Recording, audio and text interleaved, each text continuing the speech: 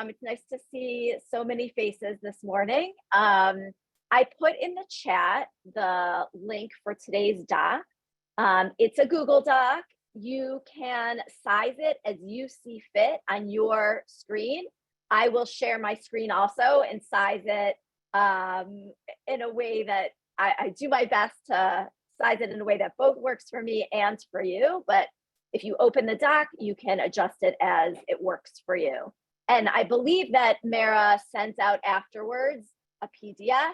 So I will send that to Mara and she'll send it out.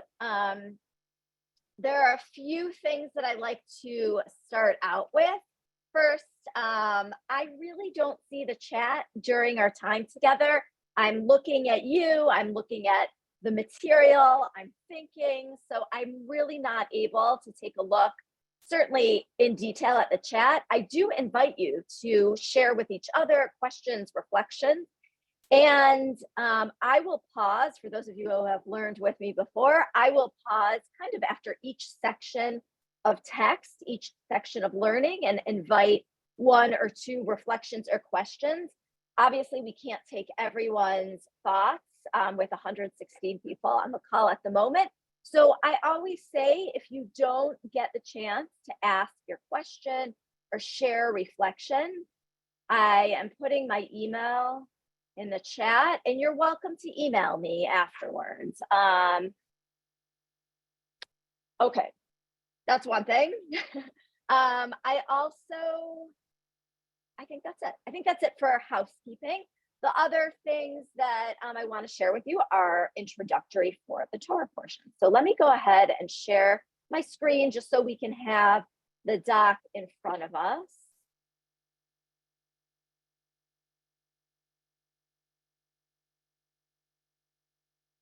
Okay, and I'm going to make that bigger.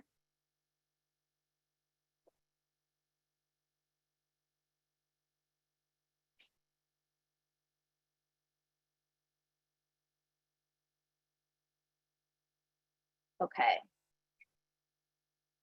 Bear with me for another moment here. I'm going to make it very big right now. Okay, so there's a lot on the screen and it's very big, but what I want us to focus on for a moment is the Torah portion in its context in Leviticus.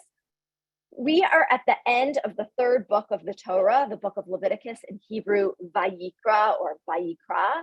In Hebrew, that means, and he called, and God called out at the beginning of the book to give commandments to Moses and Aaron about the priesthood. Leviticus is considered the priestly document from an academic perspective. There are multiple biblical authors, and Leviticus reflects the priestly authors or the priestly school. And today especially, I invite us to think about Vayikra, Leviticus, as a Torah unto itself. And in fact, the rabbis renamed Vayikra as Torat Kohanim, the Torah of the priests, because it really is like a book unto itself. And I'm about to connect that idea to the content of this week's Torah portion. You can see that I have up here on the screen both the words blessings and curses. There's a lot in this week's Torah portion, as there is in Leviticus as a whole, and of course in all of our sacred texts. There are some technical things like about tithing and the sabbatical year and the Jubilee year, other directions for things related to financial matters like interest and usury, taking too much interest. I think the most interesting thing, and maybe, at least for me, where I can glean the most spiritual takeaways, are from the blessings and maybe even the curses. So that's what I want us to focus on today. And I certainly invite you to read the whole Torah portion. You can see that this is a very long document. We're not going to make our way through every single text. Again, I invite you to read on your own time some of the things we don't get to. But even just looking at the blessings and the curses, there's a tremendous amount of material and also commentaries. And one thing you'll see just by glancing at the questions here is that we're also going to compare the blessings and curses in Leviticus to the blessings and curses in Deuteronomy. So let me say a couple things about a little bit more about the context of both blessings and curses in Leviticus and Deuteronomy. So I shared with you that I think it's wise and helpful for us to think about Leviticus almost as a Torah unto itself. If we don't think of Leviticus that way, it almost doesn't make sense. Why in the middle of the Torah are there these blessings and curses at the end of primarily sacrificial laws, ritual laws, not completely, but to a great extent. But if we think of Leviticus as a book unto itself, the way that the priests, the ancient priests, approached their religion, approached the ancestor religion to Judaism, Israelite or biblical religion, it makes sense that they would end with blessings and curses.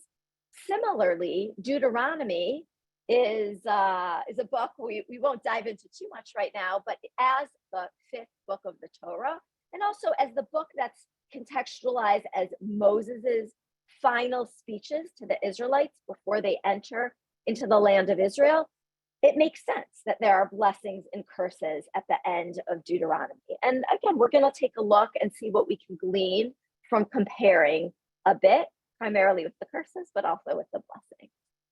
So those are the kind of introductory things that I wanted to share with you today.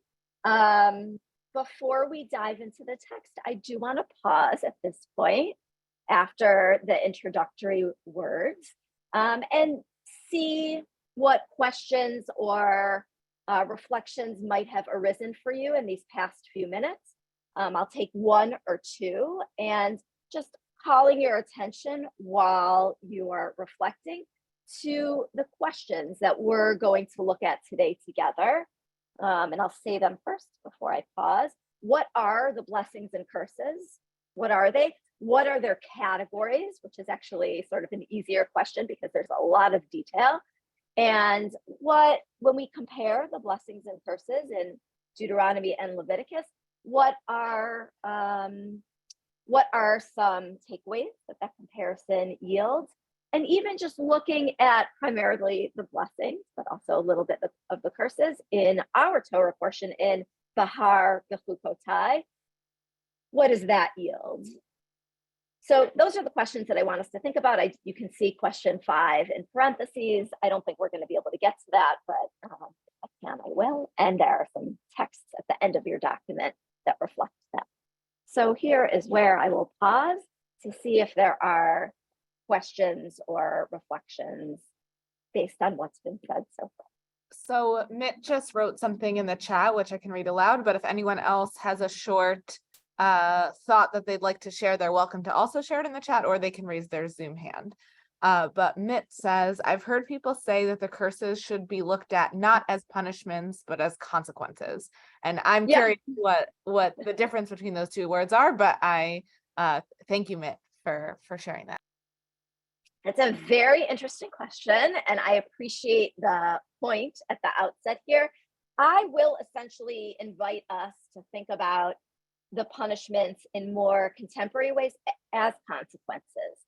So hold on to that thought. In the context of the Hebrew Bible, I would say they're both. They're both consequences and punishments for the Israelites not following God's word.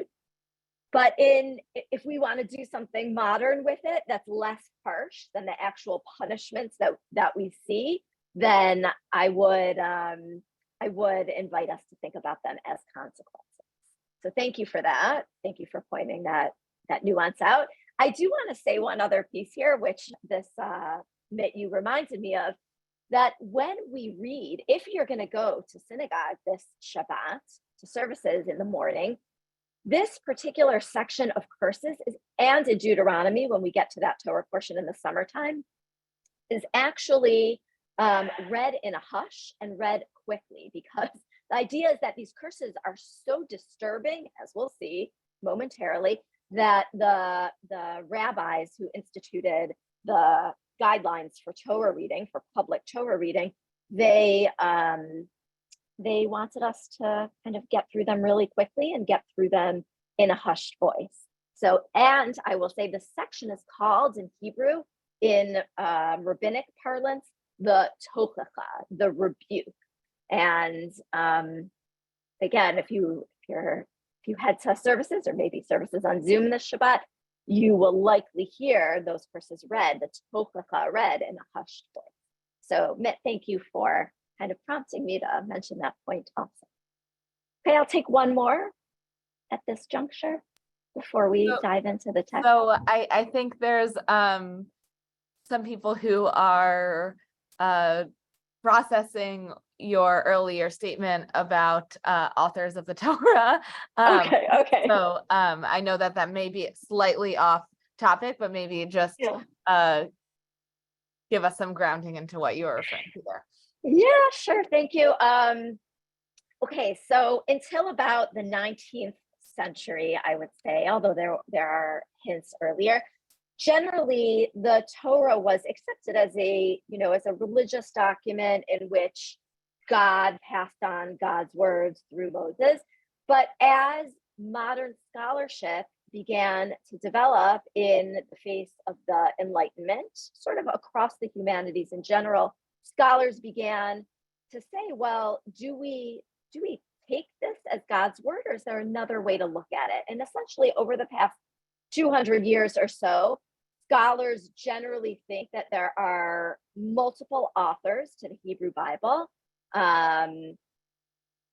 They're usually denoted by their letters, which indicate different kinds of things. So they're often referred to as JEPD. Go ahead and Google that. There's a few other denotions like a final editor and a holiness writer. That's part of the P school of thought. I invite you to just do a little bit of Googling on that. Maybe that's something we can give a class on at some time. But I actually think some people struggle with, can we look at the Torah as a spiritual sacred document?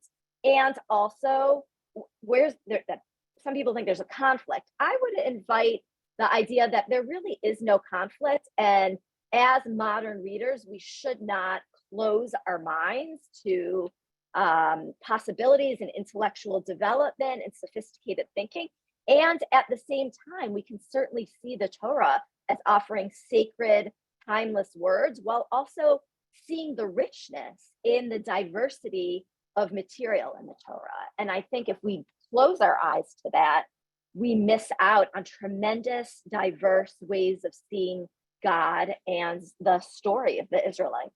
So I will invite you to do some Googling on that, and maybe we'll do a class about it in the future. So with all that said, and thank you so much, everyone, for bringing your questions. We're going to go ahead. I'm going to make my screen a little bit smaller right now. Again, I invite you, if you're in the document, and I see many people are, if you are in the document, I invite you to size the screen as you see fit. I am going to read from verses 3 to 12, probably. You'll see that I wrote, this is based on, I might have adapted a little bit, but Everett Fox's translation of the Hebrew Bible, which is excellent. I also often use Robert Alter's translation. And you'll see I've color-coded the different kinds of blessings. And when we get to the curses, I've also color-coded those. I think it's very helpful for us to see the categories, and you'll see different language in this text, and as we move on to the Deuteronomy text, that expresses essentially the same idea. And I put the bullet points kind of throughout the text here so we could reference them easily. So I'm going to go ahead and read from verse 3. If by my laws you walk, God says, and by my commands you keep and observe them, then I will give forth your rains in their set time, so that the earth gives forth its yield, and the trees of the fields give forth their fruit. Threshing will overtake vintage for you, meaning you'll have so much abundance in your current season that you won't need what you've saved. And on the other hand, vintage will overtake sowing. You'll also have so much from that you've been able to store, that you won't necessarily need a new harvest. The tremendous abundance. You shall eat your food to being satisfied, and be settled in security in your lands. I will give peace throughout your lands, so that you will lie down with none to make you tremble. I will cause to seize wild beasts from the land, and a sword shall not cross through your lands. You shall pursue your enemies, and they will fall before you to the Lord. 5 of you will pursue 100, and 100 of you a myriad pursue, and your enemies will fall before you to the sword. Meaning, there's only going to be a few of you, and you won't have to worry about overtaking a large army. Even a few of you have the strength and power to overtake massive amounts of an enemy. I will turn my face toward you and make you fruitful and make you many, and I will establish my covenant. You will eat old grain, and the old for the new you will have to clear out, going back to this tension between the amount of grain that you've been able to store up versus the amount of abundant new grain, abundance in both. I will place my dwelling in your midst, and I will not repel you. I will walk about in your midst, and I will be a God for you, and you yourselves will be a people for me. I, Yahweh, am your God, who brought you out to the land of Egypt from your being serfs. To them, I broke the bars of your yoke, enabling you to walk upright. That final verse, harking back to God taking the Israelites out of Egypt, meaning because God took the Israelites out of Egypt and established a covenant with them, the Israelites are responsible for keeping these laws. And if they do, they will be blessed. And again, you can see, I hope you were able to kind of take in, as we were reading, these categories of abundant food, abundant resources for sustenance, children. There's a little bit of that here and a little bit more in Deuteronomy. God will allow people to have many children, and a spirituality, a relationship with God, with a higher power. I will turn my face toward you. My dwelling, probably the sanctuary that travels with the Israelites, but not necessarily, will be in your midst. I will walk with you. Your enemies you will easily be able to be victorious over your enemies. Exile is not mentioned here. We'll see that in the curses, and general peace.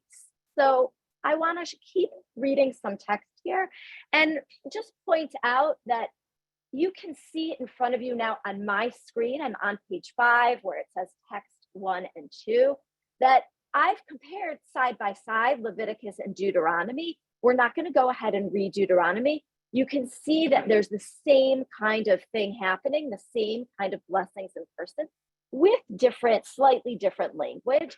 I want us to keep shifting gears so that we cover quite a bit of text here and finish on time with our learning together today. So I want to take a look now at the curses.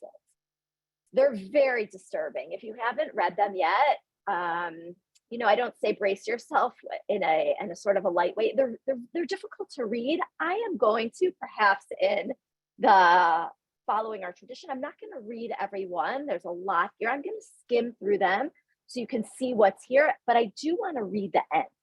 And I want to focus on what happens at the end, especially as we begin to compare the text to Deuteronomy and begin to look at some contemporary commentary on that comparison. So and I will pause for questions and comments in a bit, but let's go ahead and take a look together at the curses. So I'm also going to call your attention to the middle column, where you can see what happens is, I wrote in bold, and I'm about to explain that before I even skim, stage 1, stage 2, stage 3. I noticed I just switched from Roman numeral to number, but same idea. Stage 4, stage 5. The reason I've done that is because in the Hebrew and in the English, but I would like to point it out in the Hebrew, God keeps saying to the Israelites, and if you still haven't, and I'll use a Hebrew word here and then explain, done tshuva, repented, not a word here, but a rabbinic word. If you haven't changed your ways, this is what's going to happen. And on top of everything that I've done, I'm also going to bring these additional curses. And I'll point them out in a moment, but you can see, for example, here, for those Hebrew readers, I'll also point out in the English, ad ela lo v'im, ad ela lo tishma'u li, if you still don't obey me, if you still don't listen to me. You might recognize in the Hebrew the word Shema from the prayer, which is a declaration lifted from Deuteronomy, the Shema, Shema Yisrael, hear, O Israel, listen, Israel, God is our God, God is one. That word listen also means obey. And that pattern here of God saying, if you still don't listen, if you still don't listen, if you still don't listen, that's repeated. We'll see it's not in Leviticus, in Deuteronomy, but here again in English, just so you can see it, if you don't listen to me, and then God says, I'll continue to discipline you. And also it says sevenfold multiple times. And there's different ways to count the curses or these consequences or punishments. But poetically, as I'm sure you know, 7 is considered a spiritual number, a number of completeness, 7 days of creation. It's used multiple times. Jewish weddings have 7 brachot, 7 blessings as part of them.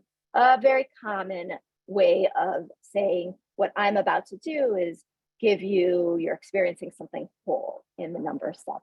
So I think I will just want to see if there's anything else that I wanted to overview. I know we still haven't skimmed. I'm about to begin that. So beginning with verse 14, you can see the same kinds of things that we saw in the blessings. There is a word here in Hebrew, behela, sorry. I'm just going to make the vowel bigger. Behela, I want to make sure I pronounce that correctly. Shock. And what is that shock? It's more disease and plague. God accuses the people of having fierce pride. In the same way that the heavens would open up and allow people to have great abundance, the heavens are now going to close. Your land will not give forth fruit. One of the words that's repeated here is that the people, if they continue, again, as part of this pattern, if they oppose God with carry, if they, in some kind of a strange word that commentators discuss, if they encounter against God, if they happen upon God, if they oppose God, part of this repeated pattern, again, we see wild beasts destroying the land. We also see, whereas there were spiritual promises with the blessings, now God says, I will walk with you, but I will not walk with you in the way that I would if you were obeying me. I will not walk with you and provide blessing. I will walk with you in opposition. And here are more things that are going to happen to you. So this goes on and on and on. Again, it's read in a hushed tone in services, very disturbing, both here and in Deuteronomy. And also I'll mention in the book of Lamentations, which is one of the 5 Megillot, what we call the 5 scrolls read on Jewish holidays throughout the year. They're part of the writings section of the Hebrew Bible. The book of Lamentations marks the destruction of the temple and has poetry that is very beautiful, but also very similar to these types of phrases of destruction and plague. And here at the very end, we kind of land on the relationship of the Israelites to their enemies. And here's where I'm going to start reading a little bit of text. And then we switch gears from something terribly disturbing to some hope. So I'm going to go ahead and read a group of verses here, and then I think I'll pause before we read some modern commentary. So God says first, again, not fun to read here. Verse 36, those that remain among you, I will bring faintness into their hearts in the lands of their enemies. They will be set in pursuit by the sound of a leaf blown about. They will flee as if in flight from a sword and will fall, though there is no pursuer. They will stumble. They will not be able to stand their ground. I'm skimming a little bit. Rather, they will perish among the nations. But then in verse 39, we begin to switch gears. Those that remain among you will rot away in their iniquity. Because of their iniquities of their fathers, with them they shall rot away. But now, those that confess their iniquity and the iniquity of their fathers in their breaking faith, by which they broke faith with me, yes, I myself will walk with them in opposition and bring them into the lands of their enemies. If then their foreskinned heart should humble itself, meaning if an image that's repeated throughout the Hebrew Bible, if the cover on their hearts is able to open up and they're able to become humble, if then they should find acceptance regarding their iniquity, if they acknowledge their iniquity, then, and here's where we switch gears, I will bear in mind Yaakov, my covenant, Jacob, Isaac, my covenant with Isaac. And then verse 44, I will not spurn them. I will not repel them to finish them off, to abrogate them from my covenant. I will bear in mind to their benefit the covenant of the former ones, whom I brought out of the land of Egypt. So I know we just read and skimmed a lot of text, but what you saw was a reverse of the abundance and blessings that we began our session with today, and a reverse of those, a lack of produce, certainly not an abundance in people being able to have many children, God at first not being forgiving, showing stages of punishment and destruction. Finally, at the very end, God does say there will be, people will be able, or if they will be able to shift gears, to say what they did wrong, then I will respond in kind, and I will renew my covenant with them, meaning I will renew covenant with them and give them the opportunity for blessing again.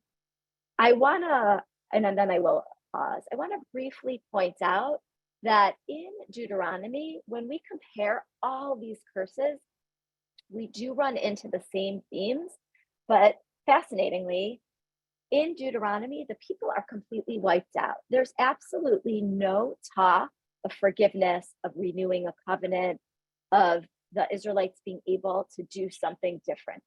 And I want to talk about that in a few moments, but I do want to pause here. We just went through a lot of text. I will say I did skip over certain things that normally I would explain more. So if there were things where you said, oh gosh, that was a strange verse, I'm not quite sure what that meant, feel free to go ahead and ask that. Or again, there may have been a few things if you don't get to ask the question today, right now, you can certainly email me. So I will pause here after the blessings of abundance and the curses and see where everybody is landing, or where some of you might be landing with questions or reflection. Thank you, Abby. It's really nice to have a chat that's so active. People are sharing their feelings and theological understandings of biblical criticism and what it means to have blessings and curses in their lives, and is it all from God, etc. I can't read through all of them, but Lauren just shared a interesting thought. How do the blessings and most importantly the curses relate to the concept of free will of humans? Oh, great. Love this question. Thank you so much. Okay, so also a topic we could have a whole session or series, a semester on. So in the Hebrew Bible, there is some tension between people having free will and not having free will. Maimonides, for example, who's much later, but the well-known Jewish philosopher, in the context of his discussion of tshuva, of repentance, talks about and makes it, and sort of angrily, or I should say, with great gusto, says, of course human beings have free will. Otherwise, how would there be this possibility for repentance? People would never have the opportunity to choose sin, and they would never have the opportunity to do something differently. These blessings and curses certainly underscore the idea. They're based on the idea that, of course, the Israelites have free will.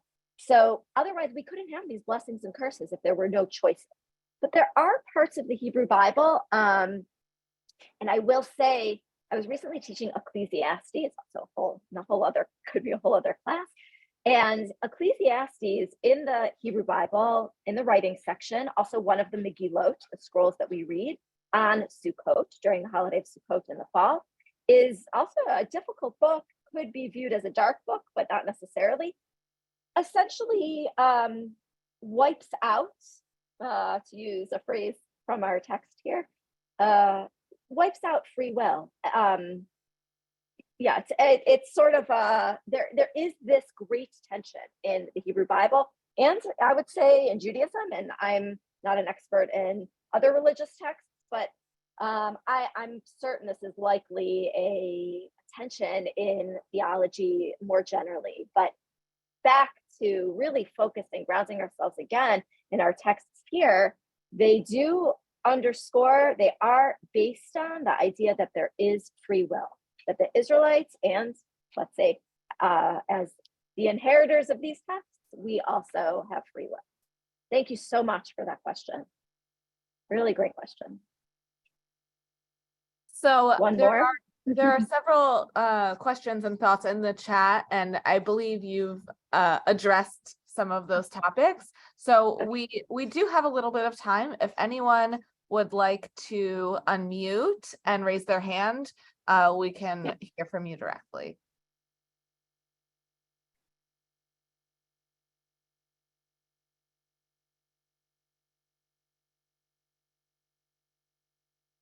We're active in the chat and Okay. Okay. Yeah. So I think we'll keep going a little bit, and feel free to, again, I'll invite everyone to ask some more questions in a few moments, or put them in the chat, discuss with each other, or Mara can echo them, or email me. And I just saw there is a hand raised, but I'm gonna shift a little bit at the moment, and then hopefully we can take some more questions. So there were two questions that I asked you, that I posed at the very beginning of our time together, and we've gone through some of them. What are the blessings and curses? What are the categories? We didn't kind of address as anything missing, but I'll invite you to think about that on your own. And we began to compare the blessings and the curses in Leviticus and Deuteronomy, and the blessings are essentially the same ideas. The curses are where things change a bit. I want us to begin to think about together now, well, what is that idea yield? The difference between Deuteronomy and Leviticus in the curses, where does that leave us? And also then, before we conclude today, I will shift back to, and more generally, what are the blessings? Is there some modern and meaningful spiritual takeaway for us in the context of the blessing? So going back to page 18, where we landed, I know a very long document.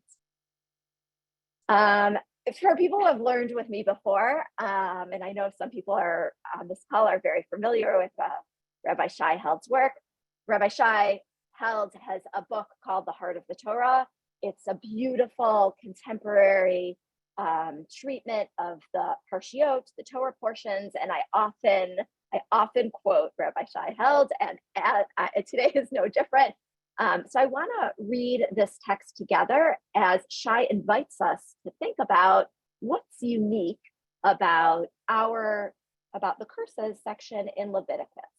And to give you a little bit of a preview, as I began to compare the text, I shared with you that at the end of Leviticus, there is this chance for blessing, again, a renewal of the covenant, a change that the Israelites can make, whereas in Deuteronomy, we do not find that.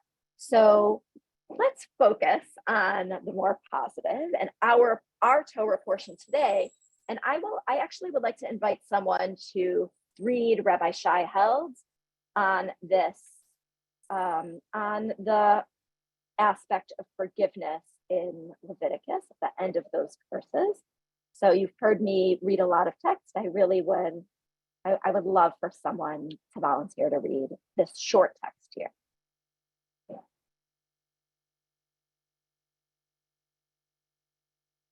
Rabbi Joan Sachs, thank you so much. Despite the depth of God's anguish, God will not abandon the people. The lesson here Scholar Yochanan Mufs explains, is as powerful as it is simple.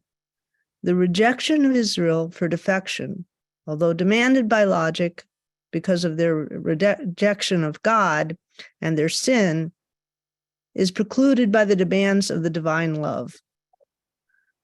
Even though God has every reason to give up on Israel, God chooses not to.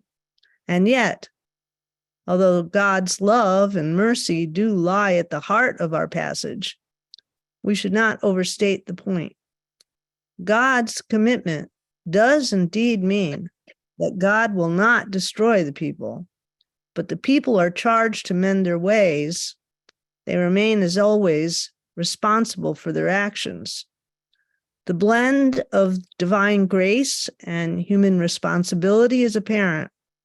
This is both and situation precisely because it is viewed in relational terms.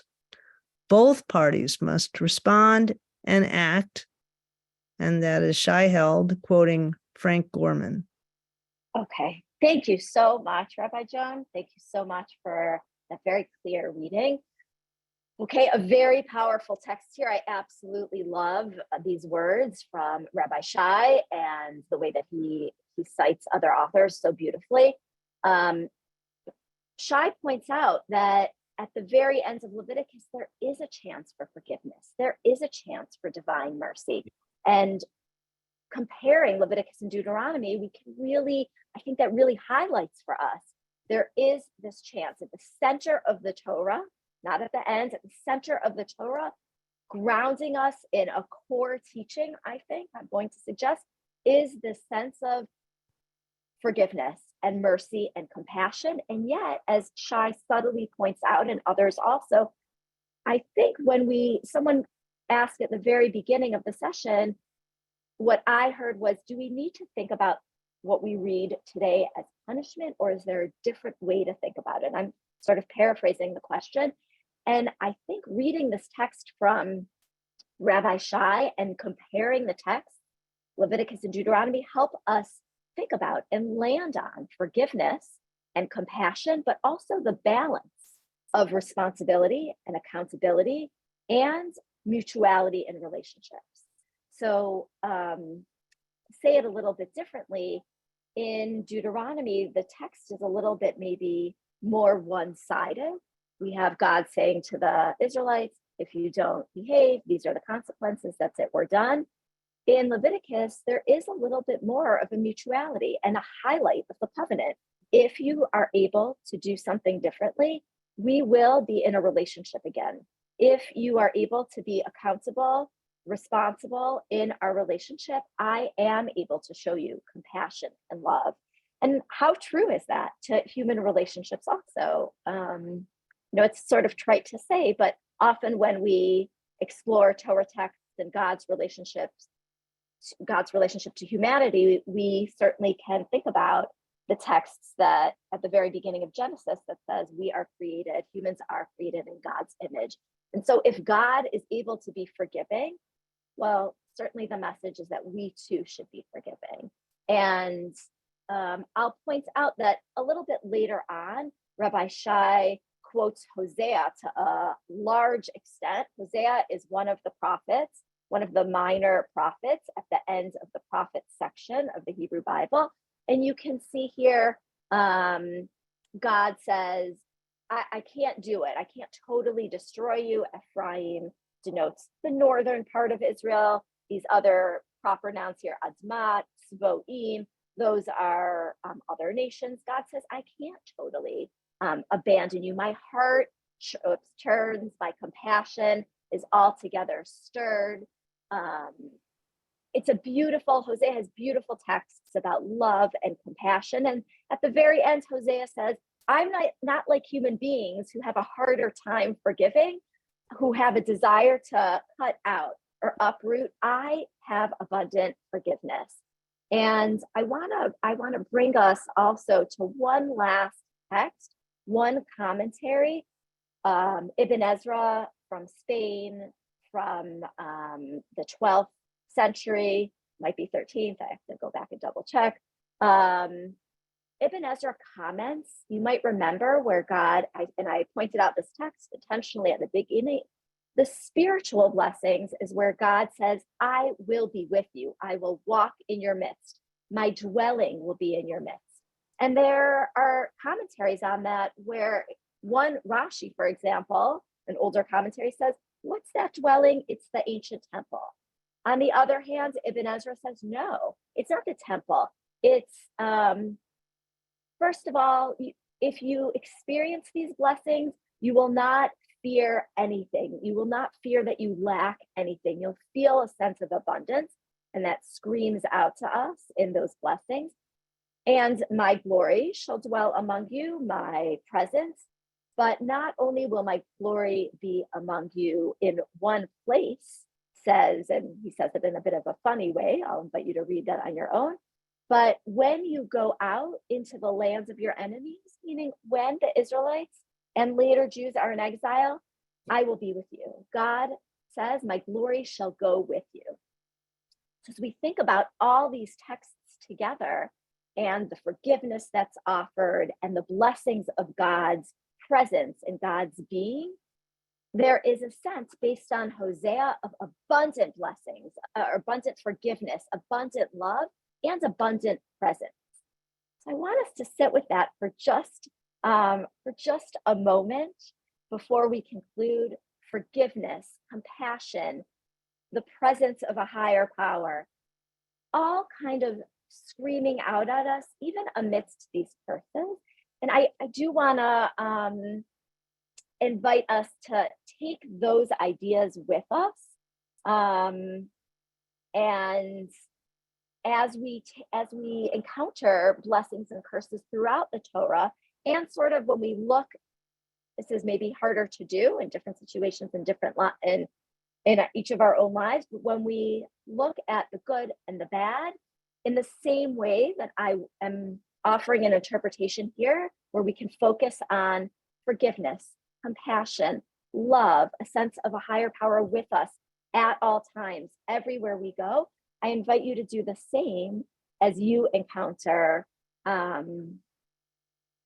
challenges and blessings in your lives, in your relationships, and as you explore different Jewish texts that offer different kinds of things.